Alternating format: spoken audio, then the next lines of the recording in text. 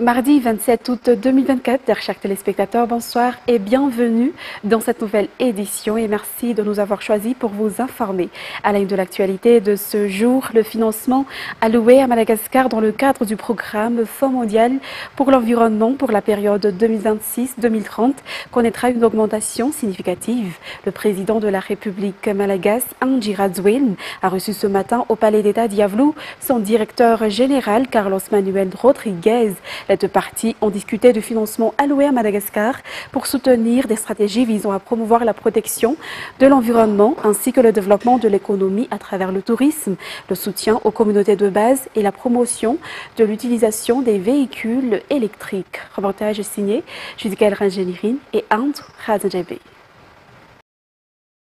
C'est la première fois que le président du Fonds mondial pour l'environnement vient à Madagascar. Il a rencontré le président de la République, Andry Rajoelina, ce matin au Palais d'État d'Iavlou.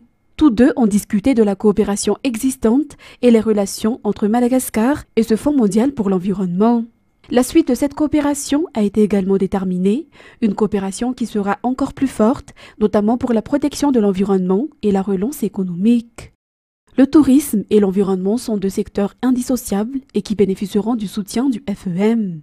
Le partenariat avec le Fonds mondial de l'environnement entamera la 9e édition cette année. Lors des 8 éditions précédentes, le montant total des financements reçus par Madagascar en 32 ans était de 200 millions de dollars et pour cette édition, il est espéré que Madagascar obtienne un financement d'un montant de 100 millions de dollars pour la période 2026-2030.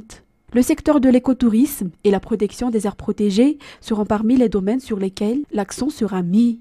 La protection de l'environnement et la protection de la population vont également de pair et l'un des éléments qui seront examinés sera les moyens de subsistance des personnes vivant autour des zones protégées, notamment en les soutenant dans le secteur agricole afin qu'ils ne soient pas obligés d'exploiter les forêts.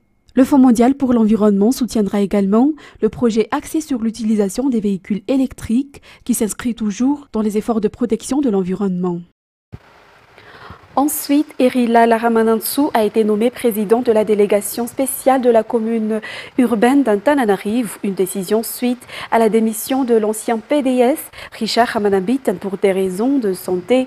Nombreuses sont les tâches qui attendent la nouvelle PDS, dont la plus importante est le développement de la ville d'Antananarivo. C'est Sylvain et Sech Angianao nous en disent plus.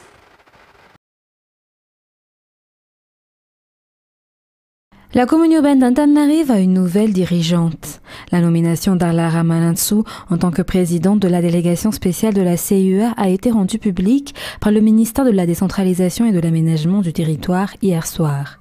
Elle succède à Richard Ramanambitan, PDS depuis le mois de février dernier et qui, selon les informations, a démissionné pour raison de santé. Erila Laramanantsoa n'est pas une étrangère aux yeux du public, car elle est une entrepreneure connue ayant fondé le groupe Madavision. Elle a été dans le monde de la communication et l'organisation d'événements économiques. La nouvelle PDS, Erila Laramanantsoa, a ainsi des expériences dans le domaine de la gestion. Il y a à peine une semaine, Erila Laramanantsoa a été désignée pour organiser la Foire internationale de Madagascar, un événement qui se tient tous les ans à Tanzambatu. De plus, elle est la présidente de l'Association des femmes entrepreneurs dans l'océan Indien. Dans le domaine de la politique, elle s'est déjà présentée en tant que candidate maire en 2015. La nouvelle PDS a déjà pris ses fonctions selon les informations officielles, car le développement de la capitale est une priorité. L'administration quotidienne de la commune, garantir une gestion réussite de la ville, la propreté, la gestion des ordures, la sécurité, la construction des infrastructures dont la population a besoin, la réhabilitation des routes, la circulation, mais aussi le développement de la technologie urbaine, attendent la nouvelle PDS Erila Laramanantsoa. Parmi les défis à relever, s'allier avec l'État central pour les travaux de développement pour la commune. Parmi les responsables qui ont déjà manifesté leur volonté de collaborer avec elle, le gouverneur de la région Analamang, Erasomar Mak, hier soir sur son compte Facebook.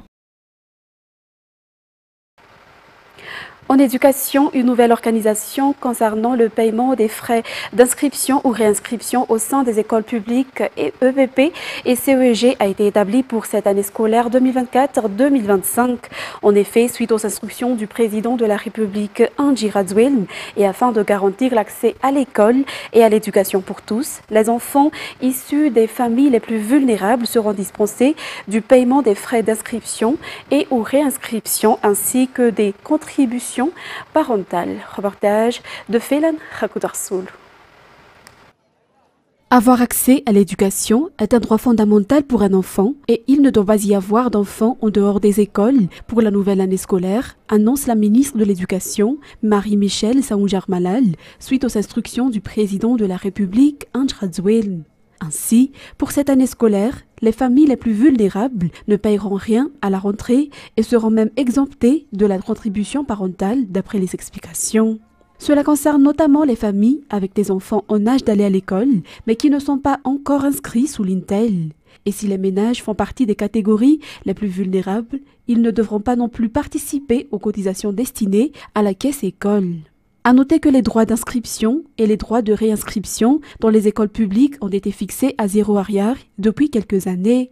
Et cette année, la contribution parentale sera limitée au paiement des salaires des enseignants FRAM non subventionnés, selon toujours la ministre de l'Éducation nationale. C'est une décision visant à alléger les charges des parents d'élèves. Des stratégies ont été déjà mises en place pour réaliser cette politique du 0 arrière et une collaboration avec le département de l'Intérieur est envisagée. Les présidents de Fukuntang établissent la liste des familles susceptibles d'être concernées par ce projet et dont la vulnérabilité est prouvée.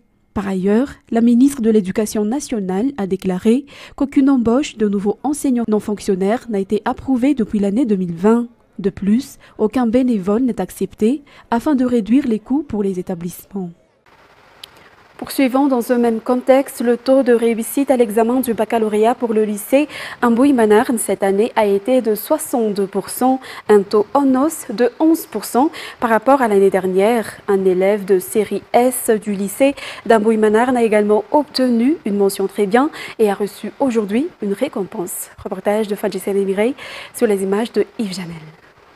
230 élèves sur 372 ont réussi le baccalauréat au lycée d'Ambouy-Manarn cette année. Ces résultats qu'on peut qualifier de bons, d'après le responsable, 62% contre 51% l'année dernière. Un élève âgé de 18 ans, série scientifique, au lycée Ambouy-Manarn, a également obtenu la mention très bien à l'examen du baccalauréat. Minsu souhaite continuer ses études à l'étranger. Les parents de cet élève ayant obtenu la mention très bien au lycée Anoussou Ambouy-Manarn sont tous deux enseignants. D'énormes efforts ont été déployés par les enseignants pour parvenir à ce résultat. Minsu a reçu une récompense de la part de l'école et du député élu dans le 6e arrondissement. Outre Minsu, 7 élèves du lycée Ambouy-Manarn ont obtenu la mention bien et 73 la mention assez bien à l'examen du baccalauréat cette année.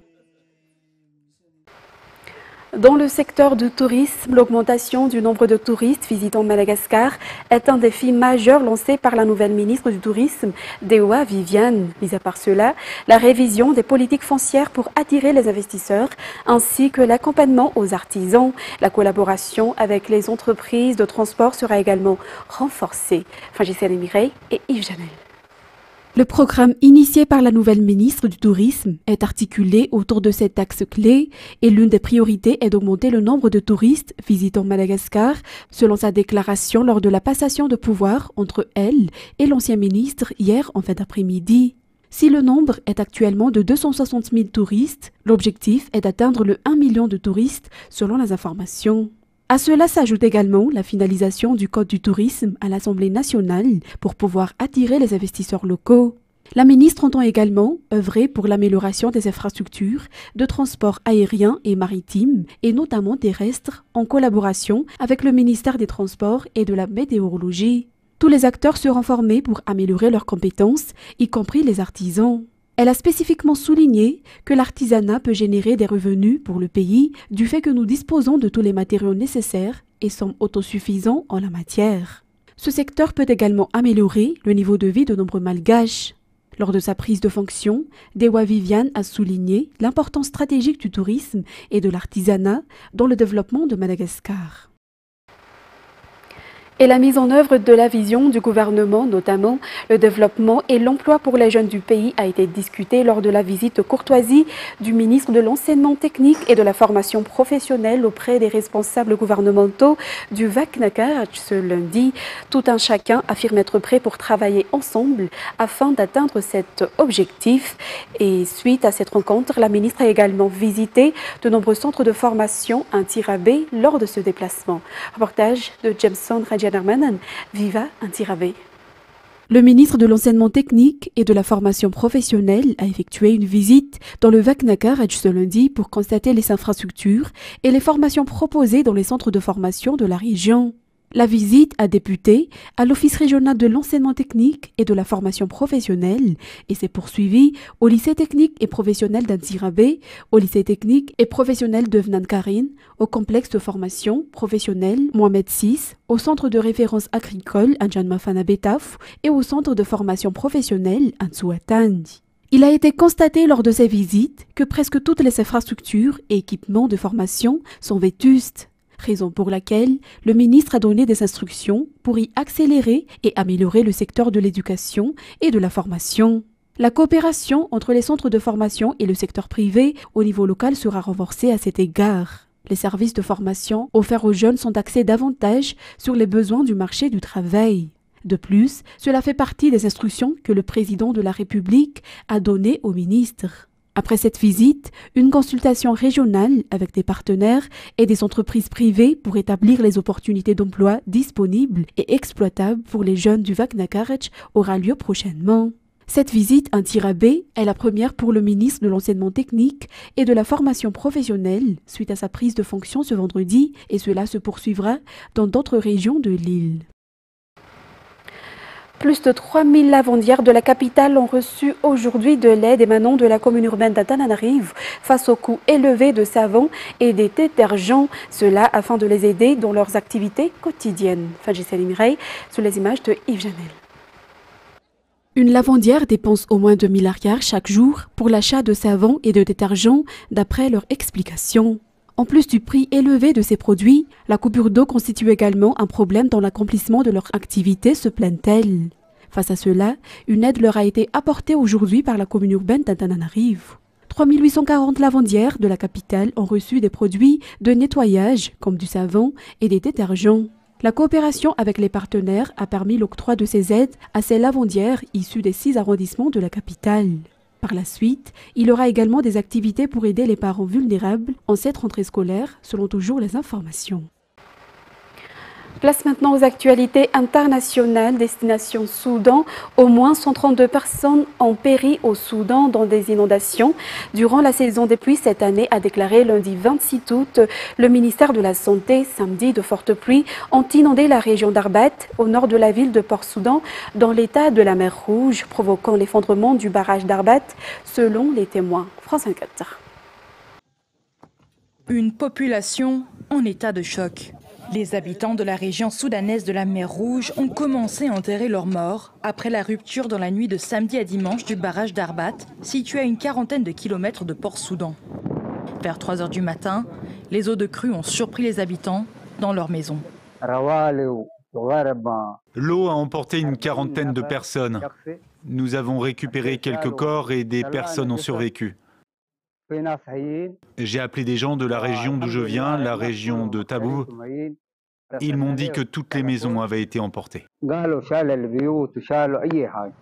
Des équipes de recherche et de sauvetage ont été déployées pour aider les personnes bloquées et le général Abdel Fattah Burhan s'est rendu dans la zone sinistrée. Nous avons reçu un message disant que des personnes étaient coincées dans 7 voitures et qu'ils avaient essayé de les faire sortir mais qu'ils n'y étaient pas parvenus. Il y avait 7 camions transportant des familles, des personnes âgées et des enfants. Nous avons ensuite reçu un autre appel et on nous a dit que le barrage s'était effondré.